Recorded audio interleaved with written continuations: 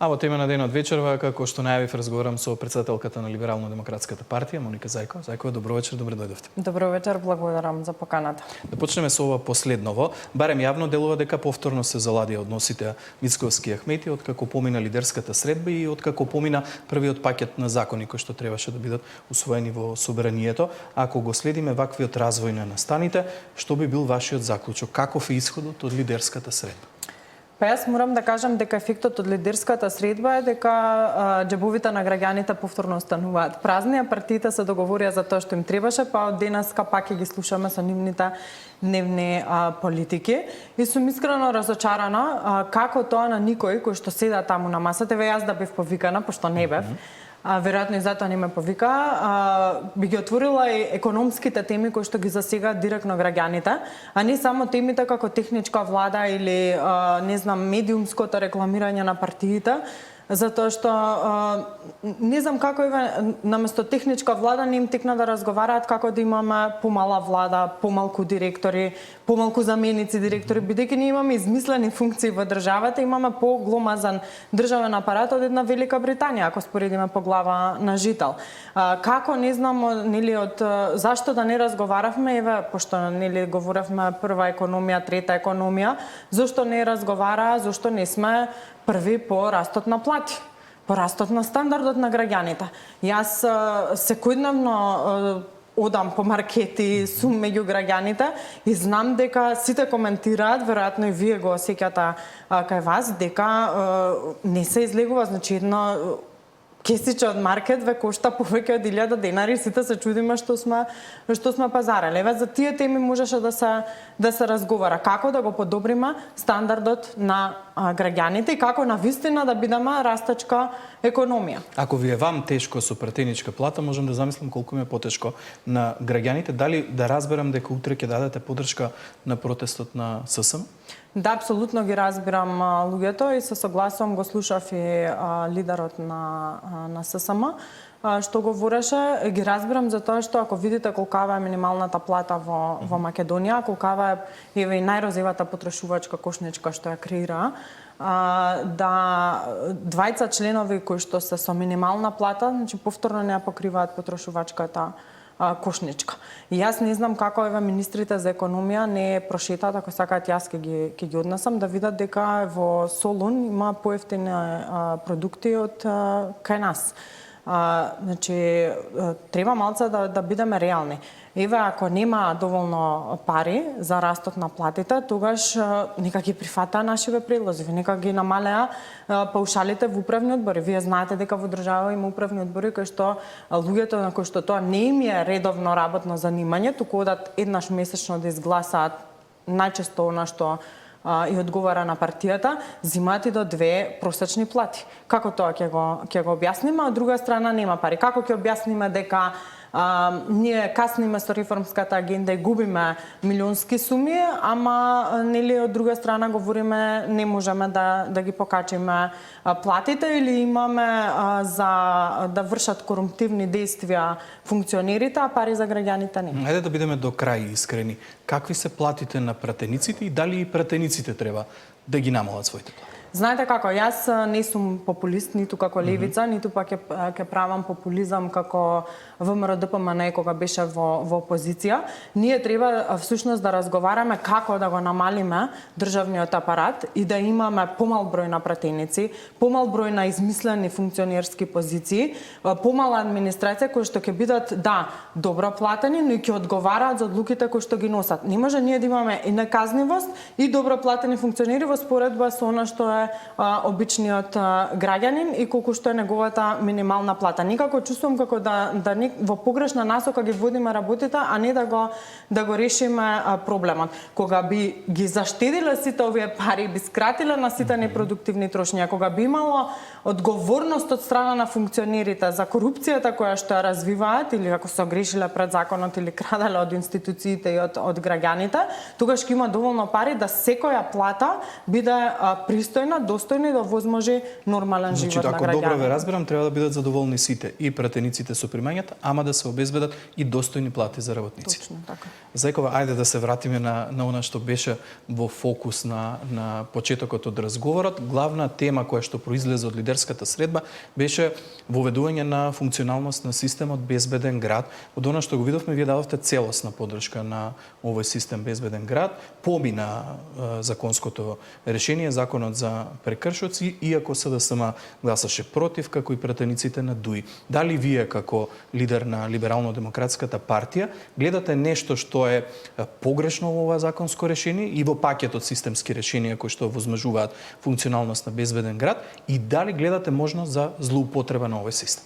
Апсолутно сум за дигитализација на сите процеси, затоа што до неодамна нели велевме како во европските држави дома им стига казната, кај нас мора се да е сведено на ало, јас сум тој, па на некој плаќа казни, на некој им се кина казните. Тоа е реалноста, нема што да криеме. И сега имаме едно решение кое што не е од сега. Значи, Безбеден град се зборува чинам од 2010-та и беше спремен уште од претходната влада. Сега само почнува имплементацијата на проектот. Дури сум и за тоа да имаме можеби safe office, па да видиме што се потпишуваат министрите и тендерите како ги креираат. Но секогаш постојат можности за злоупотреби. Треба да му дадеме можност на едно решение да почне да функционира.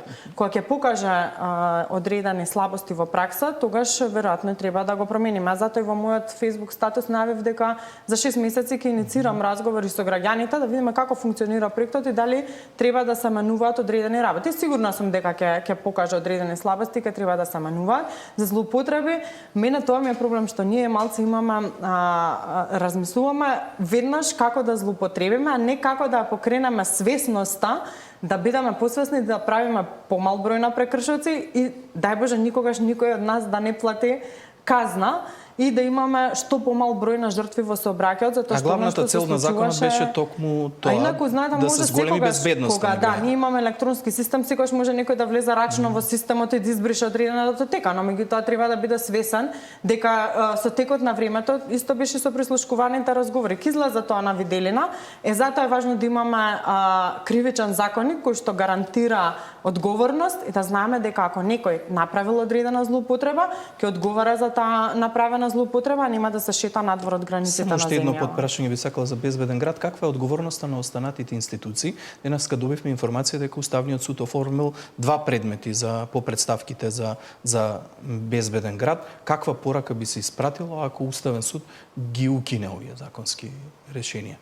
Пес мислам дека не е добро да укинуваме. Не се согласувам со тоа, со етнички теми. Мислам дека сите имаме исти проблеми секојдневни, дека и нашите сограѓани од други етникуми се жртви во сообраќајот, дека секој од нас може да се најде дали како сторител, дали како жртва, но треба да работиме на тоа како да си ја покренеме свеста и да се однесуваме културно и цивилизирано, затоа што ако успеале во другите држави да го прифатат овој систем, а вакви системи постојат секаде, верувајте. Не сакате одите низ Европа, сакате отидете во Обединети арапски емирати, секаде постои ваков систем.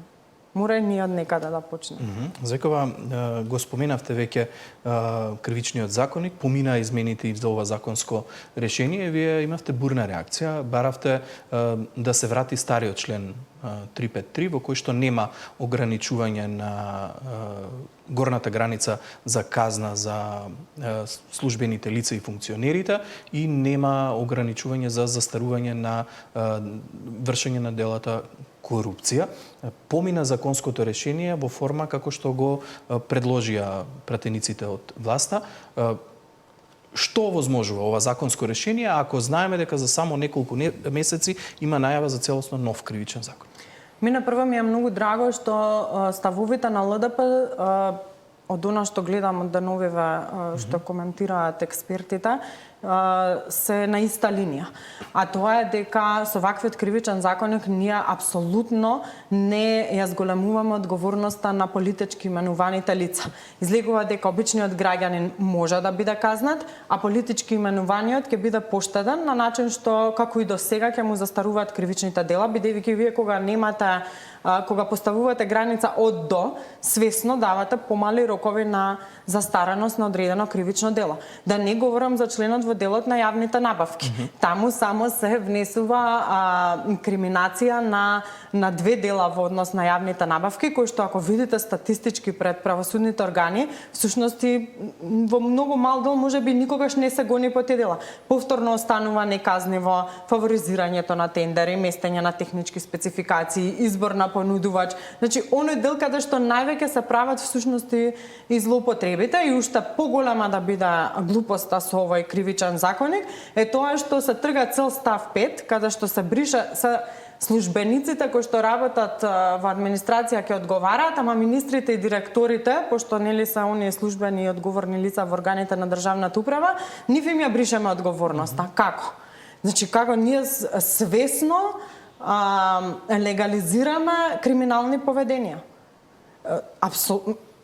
Ако ние немаме силен кривичен законник, кој ќе одговара пред правдата? Или работата, ајде сега дрпни си колку можеш, па после ќе се измениме кривичен законник, ќе се поштедиме од одговорноста, ама устите полни ќе не бидат со одговорност, со корупција и ќе вика крадецот, држете го крадецот.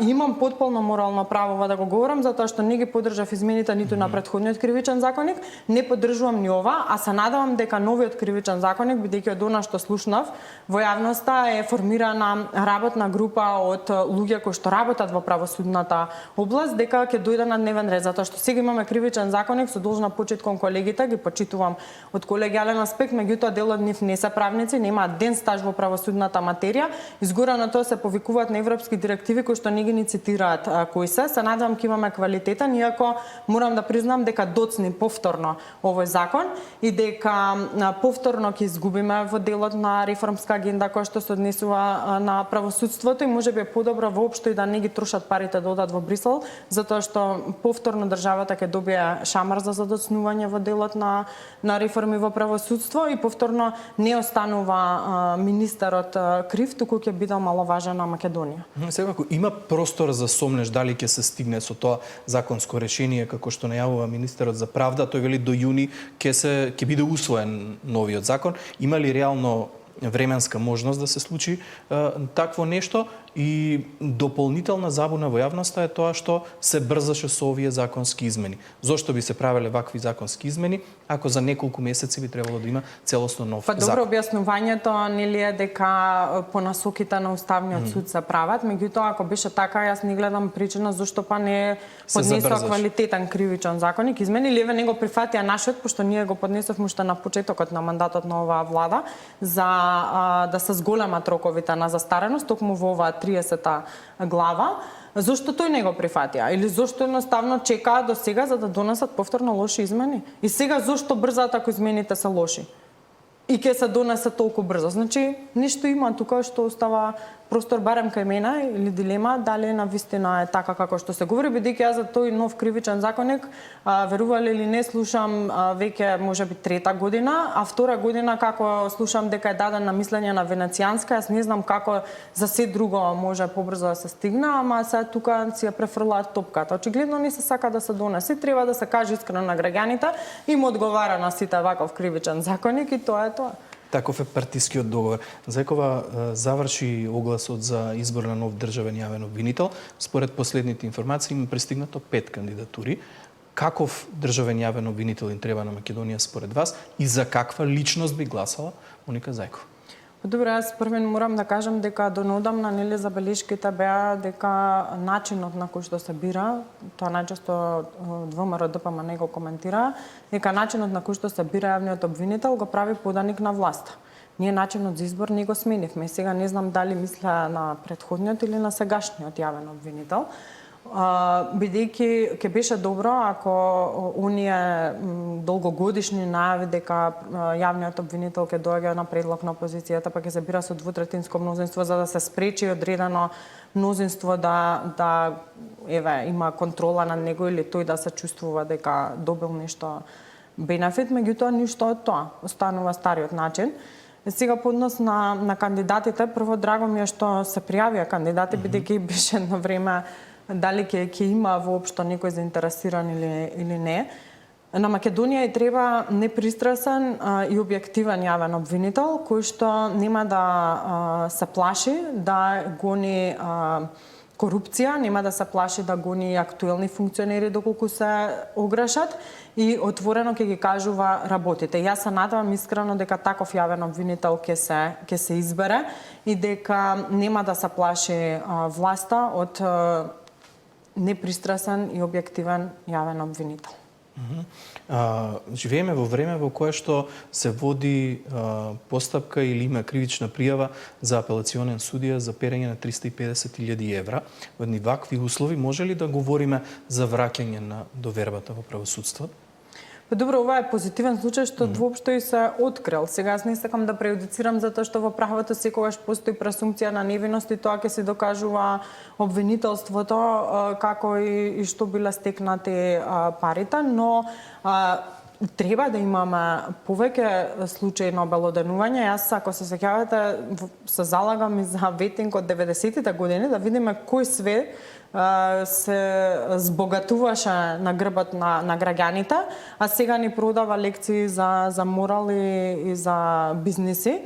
Ова е позитивно, но ајде да видиме како ќе заврши постапката. Затоа што секогаш кога постои сомнеш, треба да постапуваат правосудните органи и треба да се остави можност да се докаже правдата, односно да се докаже вината или невиноста, но не тоа повторно да заврши без исход или со застареност, па некој да си ја избегне вината, а некој па цел живот да се ја носи стигмата затоа што не стигнал да докаже својата невиност. Морам да ме прашам за уште една многу важна тема за вас како партија, тоа се измените во изборниот законник. Слушнавме по лидерската дека има начелна согласност за една изборна единица и отворени листи, но разликите се во однос на прагот. Најавите се дека е во подготовка изборен законник кој што треба да биде готов до крајот на мај, како што слушнавме од учесниците на лидерската средба. Вклучени ли сте во процесот и какви се вашите очекувања од измените во изборниот законник? Предлогот на ЛДП е буквално во кореспонденција со она што го бараат граѓаните. Нели секој граѓанин доколку разговарате ќе ви каже дека сака да има представници во парламентот или во советите кои што директно ги бира и кои што ќе ги застапуваат нивните ставови, а не партиските ставови во институциите. Токму затоа ЛДП предложи една изборна единица со отворени листи, при тоа да се внимава на еднаква застапеност на мажите и жените, за да не дојде повторно да креираме неизборен законник, да направиме некоја привидна промена, која што на крајот ќе биде контрапродуктивна и повторно ќе ги фаворизира партиските послушници. Чув дека се разговарало, меѓутоа има таму некои предлози за некои ирационални прагови кои што повторно би ги фаворизирале големите. Не чув да се говори за формулата на пресметување на гласови, донтот, кој што е најголем проблем во изборниот модел.